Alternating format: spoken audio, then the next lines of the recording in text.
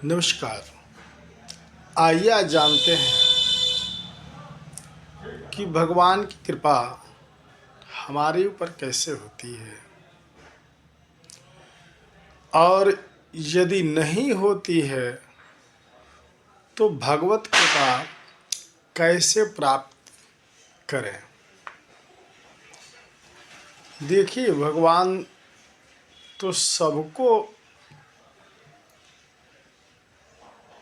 समझते हैं, जानते हैं। इस चराचर में कोई ऐसा नहीं है जो भगवान के द्वारा प्रभावित न हो, भगवान की असीम कृपा उस पे प्राप्त न हो।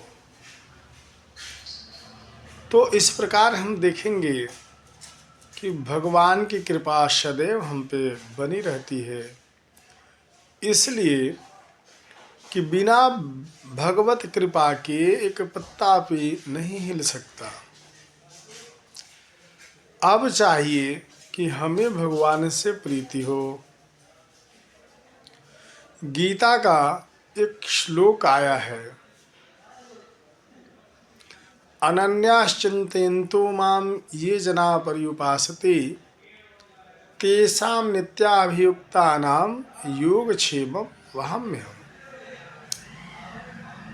भगवान कह रहे हैं, भगवान के मुख से निकली हुई ये वाणी है, ये श्लोक है कि अनन्याश्चिन्तयन्तो मां, अनन्य भाव से जो मेरा चिंतन करता है, जो मुझे ध्यान करता है, जो मेरी उपासना करता है, अनन्याश्चिन्तयन्तो मां ये जना पर्युपासते तेषां नित्याभियुक्तानां, मैं उसका प्रत्येक दिन तेषां नित्याभियुक्तानां योगक्षेमं वहाम्यहम्, मैं योग और क्षेम की उसको व्यवस्था करता हूँ, उसका योगक्षेम करता हूँ। तो भगवान की कृपा बहुत ही निराली है। कब भगवत कृपा हो जाए ये कौन जानता, लेकिन इस जीव का धर्म है, परम धर्म है कि भगवान का चिंतन करे, व्यसन करे, ध्यान करे।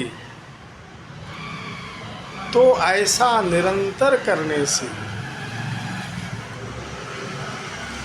उस जीव को भगवान के प्रति आसक्ति बढ़ने लगती है। तो आइए जानते हैं भगवान कितने दयालु हैं, परम दयालु हैं हम जीवों के लिए। भगवान की सदैव कृपा हम पे बनी रहती है, हम महसूस नहीं कर पाते। हम जो जीव हैं ना, वो वैष्णवी माया के कारण हम मोहित हो जाते हैं। संसार में हमारा प्रेम सबसे अधिक हो जाता है। भगवान की कृपा प्राप्त होते हुए भी हमें यह एहसास नहीं होता, यह हम जीव नहीं समझ पाते कि भगवान की करुणामयी कृपा हम पे प्राप्त है। बिना उनकी करुणा के एक पत्ता नहीं हिल सकता। तुलसीदास जी ने रामचरितमानस में लिखा है कि सब ही नचावत राम गुसाई, नर नाचत मरकट की नाई। जैसे बंदरिया को मदारी क्या करता है, उसको नचाता है, बोलता है ससुराल से चले जाओ, बंदर ससुराल चला जाता है, वहाँ खिसिया जाता है और पुनः मान भी जाता है। तो जो वो बंदर है उसको नहीं पता वो क्या कर रहा है, लेकिन जो वह नचाने वाला है मदारी, उसको सब कुछ पता है कि कब क्या उस बंदर से हमें कराना है, कब नचाना है, कब चलाना है, कब कुदाना है, वह जानता है। उसी प्रकार जो परमपिता परमेश्वर परमात्मा है, भगवान है, नारायण है, उनकी सत्ता में हम सभी लोग, जिसमें 84 लाख योनियां हैं, सभी उस नारायण की कृपा के पात्र होकर के हम लोग जी रहे हैं। एक एक पल उनकी कृपा से ही हमारा चल रहा है। अब वैष्णवी माया की वजह से जो जीव है वो मोह के वशीभूत हो जाता है।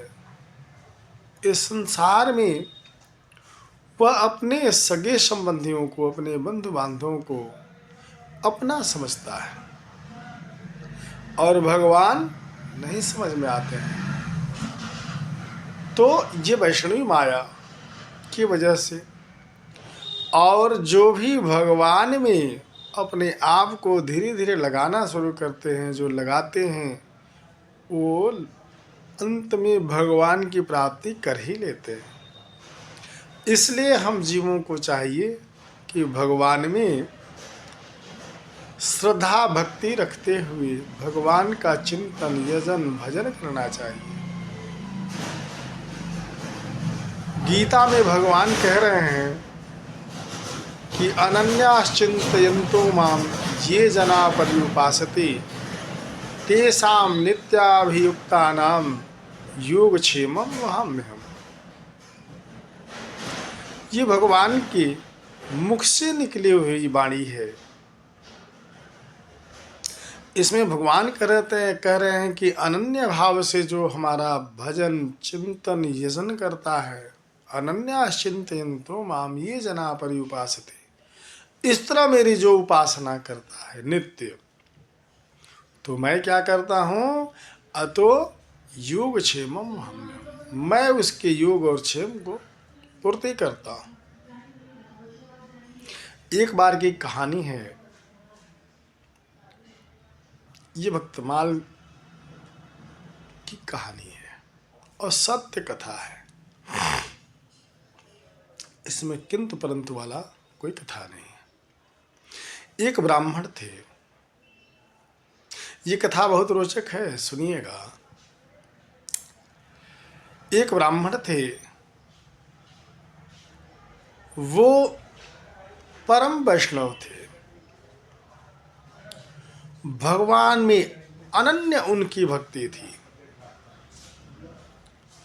वो अपने 3 भाइयों के साथ रहते थे। उनके गांव के कुछ दूर के समीप एक नदी बहती थी। वह ब्राह्मण देवता नित्य प्रातः उठ करके उस नदी की तरफ जाते थे और स्नान ध्यान इत्यादि वहीं करते थे और गीता का नित्य पाठ करते थे।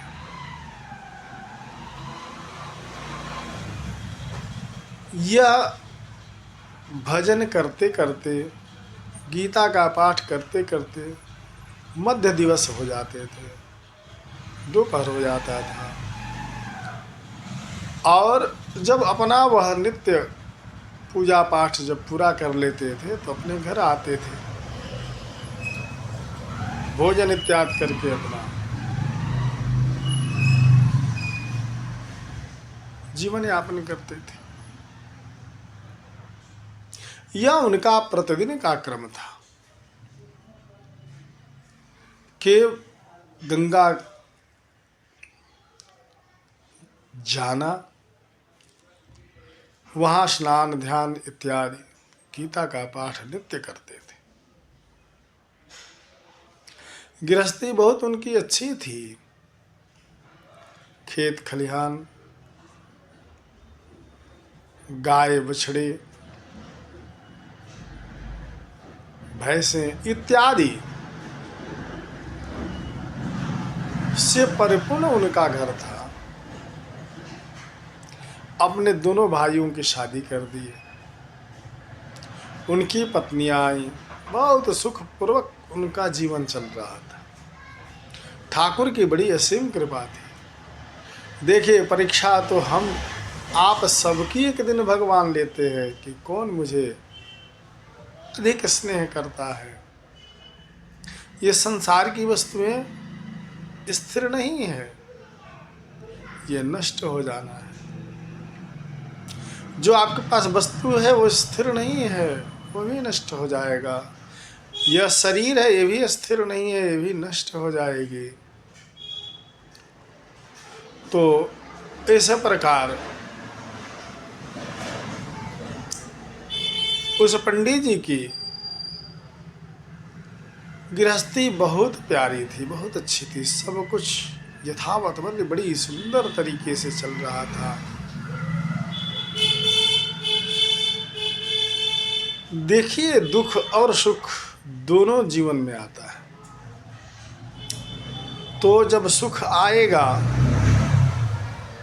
तो आनंद का माहौल रहता है, और जब दुख आया तो लोग कहते हैं कि हे प्रभु, मैंने कौन सा अपराध कर दिया। लेकिन कभी